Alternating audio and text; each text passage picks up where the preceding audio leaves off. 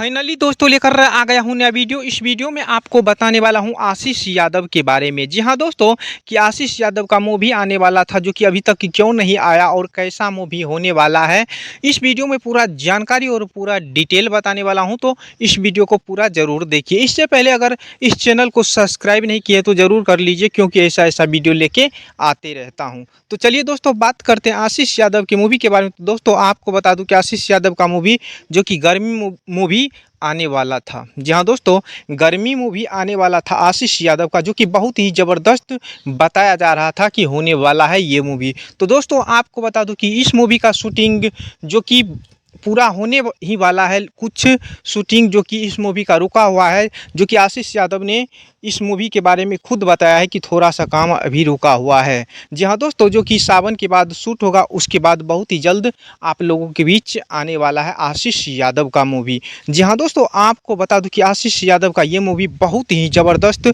और सबसे अलग हट के होने वाला है। जी हाँ दोस्तों, बताया जा रहा है कि ये मूवी रोमांटिक एक्शन भरपूर होने वाला है और दर्शक को बहुत ज़्यादा पसंद आने वाला है। इस मूवी का कहानी भी सबसे अलग देखने को मिलेगा और बहुत ही ज़बरदस्त और सबसे अलग होने वाला है। तो जी हाँ दोस्तों, यही रहा आशीष यादव के बारे में।